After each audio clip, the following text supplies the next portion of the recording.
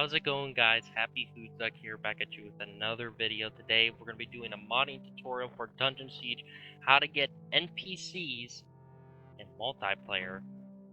Now, disclaimer here real quick, you do need Legends of Verana, the expansion. Now, I have the base game for the disc, and the video I'm going to be showing you is directly for if you have the disc version of it. However, on Steam Dungeon Siege, the LOA does not work. The files are in there, but Steam never programmed for Legends of Verana to work. There's a whole entire thing you have to do to get it to work on Steam. I've never been able to successfully do it. However, if you wish to do that, I would recommend go looking into that if you want to get the Steam version to work. As I said, I have never gotten it to work. But I will show you also, if you do have it on Steam, I will show you how to do it the best way I can for you guys that are doing it on Steam. Those of you that have the base game on disc, I'll be showing you it all the way through on how to do it. So, in the link in the description, it's going to take you to siegetheday.org. You're going to scroll all the way down, and you're going to see download here. And right below it, you're going to see LOA summon NPC.zip. And you're just going to click on that to download it. And then you're going to click on it or right-click and open the file for it. And you are going to see LOA snpc.txt and snpc LOA destress file. This destress file is the mod. And now all you're simply going to do is you're going to open up your File Explorer, navigate to this PC, and you need to go to the drive of where you have Dungeon Siege.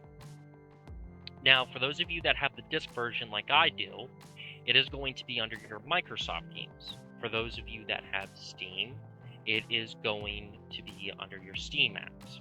So, real quick, I am going to just go to the Microsoft games and show you exactly what you're going to do. It is going to be the same concept for the Steam people, except to get to the point of where the file, the main directory is to the resources of Dungeon Siege, a little different. It sounds complicated how I'm explaining it, but I will show you what I mean. So for me, those of you that have the disc version, you are going to navigate to your Microsoft games. For me, it is in my C drive.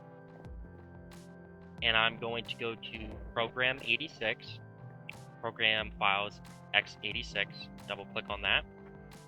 And now I'm going to scroll down and find Microsoft Games, double click on that. And there's going to be Dungeon Siege, double click on that. And now from there, you are going to find your resources bin, which is located right here, right under Maps. And you're going to double click on Resources. And all you're simply going to do is take the SMPC LOA.stress file, and you are going to go over and drop it on it.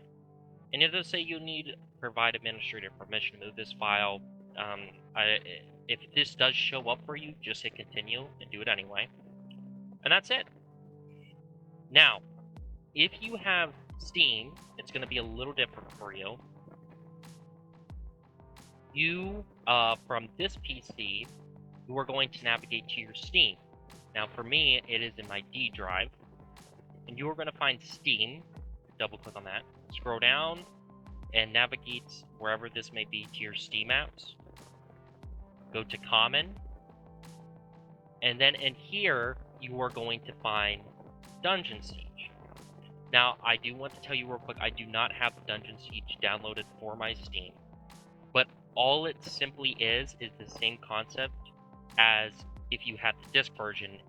You're just going to double click on Dungeon Siege, and it'll take you to the main directory. You will find resources, and I'm going to show you. It'll be the same thing. You are going to just simply go into Dungeon Siege.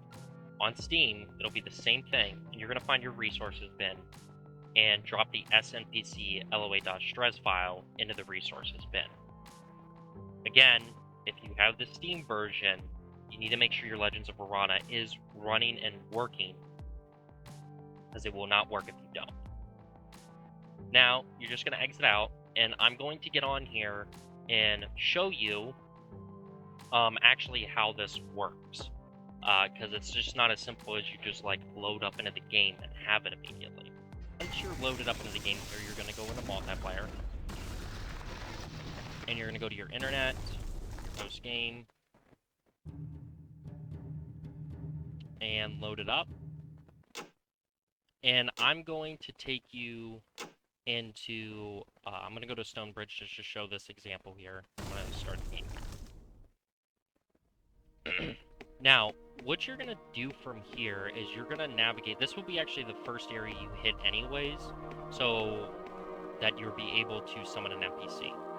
You're going to go into the chapel, and you're going to navigate to the mage, or the wizard, and you're going to see now these NPC mods, or nature magics. And you need to be level 4 to cast these, and certain levels to cast each one. And each of these are for each specific area. So you kind of have to know beforehand who you're going to summon, like who's, because you can summon that's supposed to be like way ahead in the level, than who is someone that is actually supposed to be in the area at the time.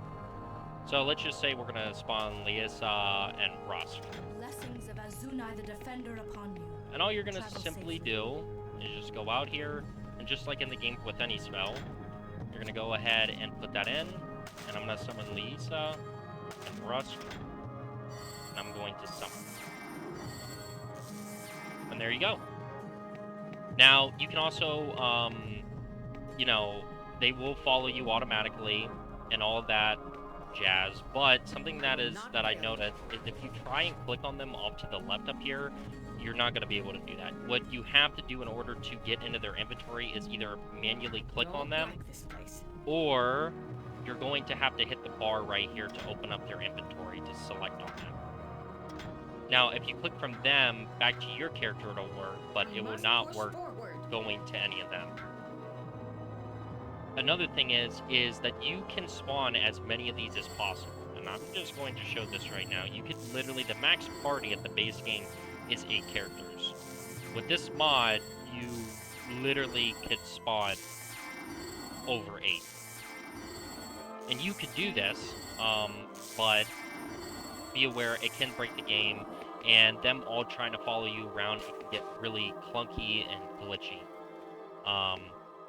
But yeah, other than that, that's pretty much it on the video. And those of you that are just trying to have the pack mule is also an NPC that you can download. And I'm just going to show you that because, like, that's the reason I downloaded it, was for the pack mule. How?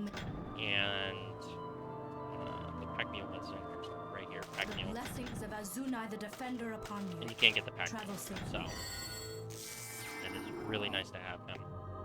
Alright guys, well I hope this video helped you out, and I will be making more videos on modding tutorials, and if you have any questions, please leave them in the comments, or if you guys are having issues. Happy Hoodzock out.